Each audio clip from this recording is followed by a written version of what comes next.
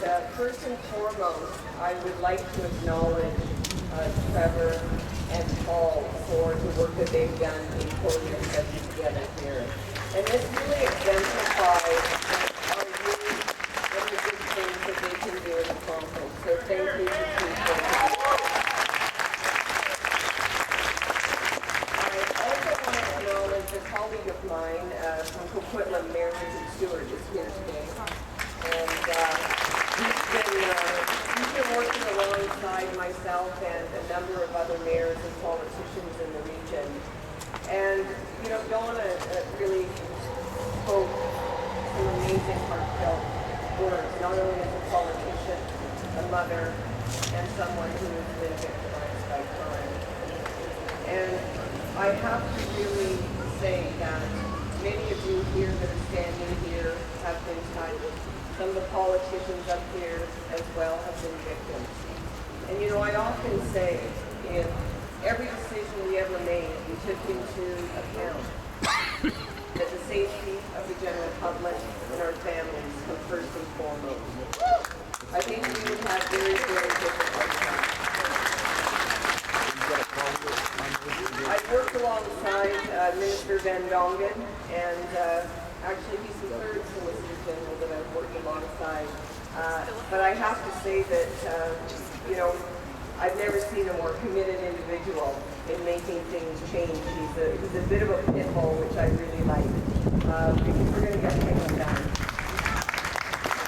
One of the things that we have to do is everyone needs to come together. And this really signifies what's occurred here today, because I don't think any other time in the history of this city anyway, and perhaps the Lower Mainland, that we have all come together to say no, that change is required, change is needed, and change must occur. Because we have all three levels of government with an understanding, and because you're here. You know, politicians go along their merry way and they, you know, are faced with many, many issues that they have to deal with. But when we have the general public standing up and saying, enough is enough, we need your help, we need you all to come together, put partisan politics aside, come together and say, how are we going to take this problem? And I would say that's exactly what we're doing. We have all three levels of government here. We have mothers here, we have victims here, we have the community here. And more so today, I am here not as the mayor, but as a resident of the city and as a mother of two children.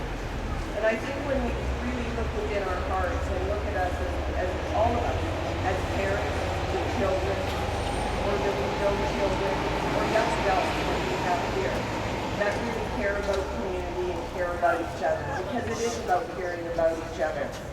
And I have to say that, you know, there are parents out there that are struggling because their kids have been lured into gang activity. And they need support. And they don't have that support. And I also see that the money available for education, prevention, or gang-related programs is done on an ad hoc way, because you have to go and apply for the funding, which is about a year's worth of funding.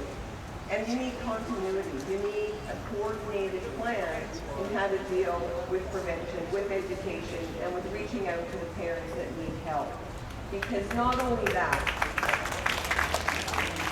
we have kids that are really being pulled into this gang activity. And not because they're bad kids, because perhaps they've had something occur in their life. Perhaps somebody has done something to them and they need support. And that's where we need to make a difference. That's how we can come together. Because I have to say that when we look at our kids, and we look at the kids of the community, and we know when a child is in trouble, we know when a child is going down the wrong path, and we really need to be there.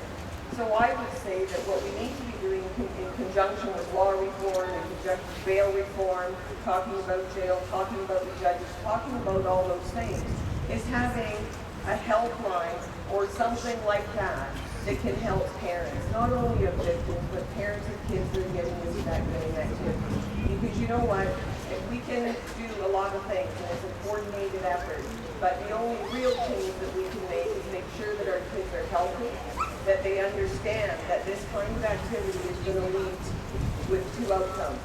One is death, and the other one is being addicted to drugs.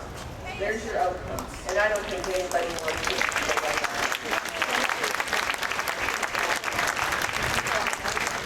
But what I like to say to those parents when they're at home and they see their child coming home with wads of cash and they only have an $8 an hour job, when their friends are picking them up in $200,000 vehicles, there's a red flag. There's a red flag, and they need to do something about it. So one of the things that I think we need to do, and I'll talk to Minister Van Dongen today as well, is making sure that there's help for those parents. Because, you know, sometimes they don't, as a parent, you don't want to go to the police and say, you know, I think my kid's having a problem. You want to be able to go to a safe environment and say, you know what, help me. What do I do and how can I do it?